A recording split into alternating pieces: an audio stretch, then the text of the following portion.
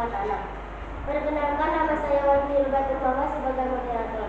Perkenalkan, nama saya Imam Ismawati sebagai pemateri 1. Perkenalkan, nama saya Imam Musa sebagai pemateri 2. Perkenalkan, nama saya Media sebagai pemateri 3. Baik, saya serahkan kepada pemateri 1 untuk menjelas makanan.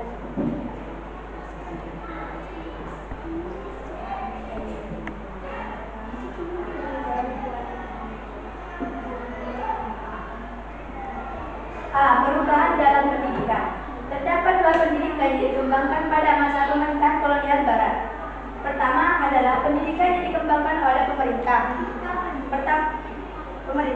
Dan yang kedua adalah pendidikan yang dikembangkan oleh masyarakat. Pusat-pusat kekuasaan Belanda di Indonesia di berbagai kota di Indonesia menjadi pusat pertumbuhan berbagai sekolah di Indonesia. Kalian dapat menemukan sekolah-sekolah yang telah terdiri sejak zaman penjajahan di kota provinsi tempat tinggalmu.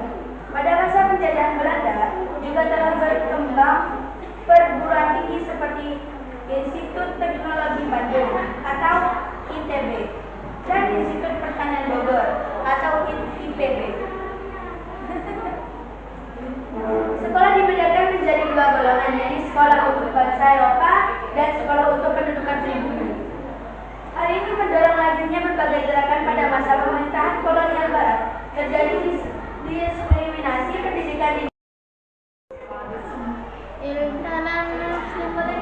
modern di Indonesia.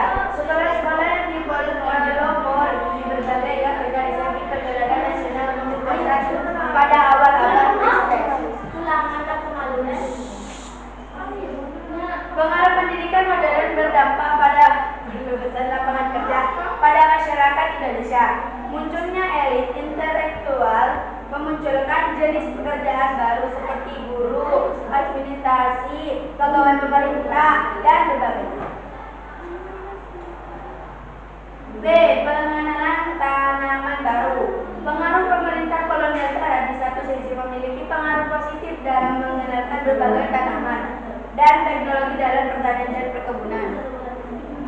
Beberapa tanaman adalah ekspor dikenalkan dan dikembangkan di Indonesia.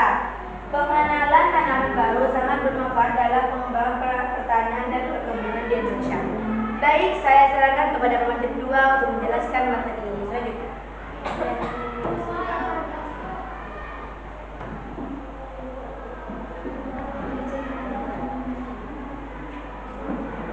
C. Perkembangan kegiatan ekonomi.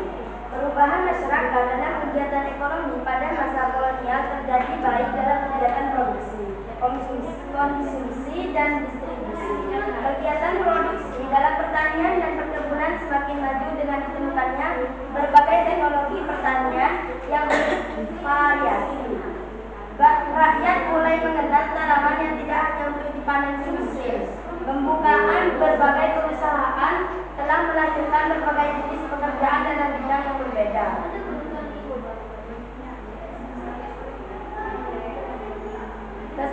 Ketentuan kebijakan tanam paksa. Penduduk wajib menyerahkan 1/5 tanahnya untuk ditanami tanaman wajib dan berkualitas ekspor. Tanah yang ditanami tanaman wajib bebas dari pajak tanah. Waktu yang digunakan untuk pengerjaan tanaman wajib tidak lebih waktu untuk menanam padi. Apabila harga tanaman wajib setelah dijual melebihi besarnya pajak tanah, kelebihannya dikembalikan kepada penduduk. Kegagalan panen tanaman wajib bukan kesalahan penduduk, melainkan menjadi tanggung jawab pemerintah Belanda. Penduduk dalam pekerjaannya dipimpin penguasa pribumi, sedangkan pegawai Eropa menjadi pengawas, pemungut, dan pengampun. Penduduk yang tidak memiliki tanah harus melakukan kerja wajib selama 1/5 tahun atau 66 hari dan mendapatkan upah. Baik, materi selanjutnya saya serahkan kepada pemateri 3.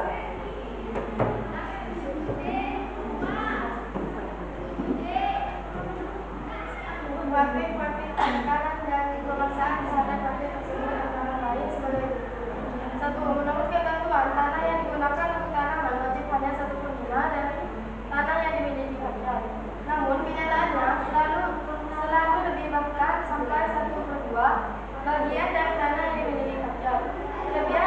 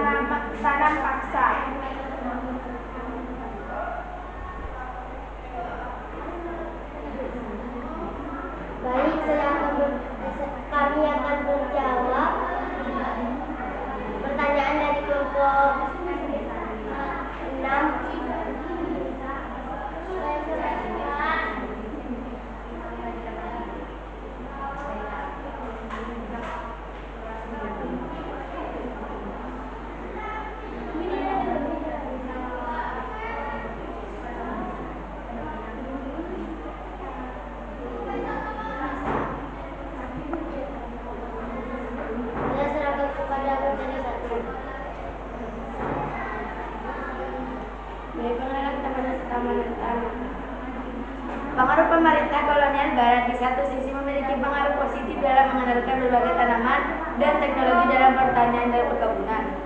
Beberapa tanaman andalan ekspor dikenalkan dan dikembangkan di Indonesia. Pengenalan tanaman baru sangat bermanfaat dalam mengembangkan pertanian dan perkebunan di Indonesia. Baik, apakah diterima jawaban kami? Bisa. Cukup sekian Presentasi dari kami, Kurang lebihnya mohon maaf.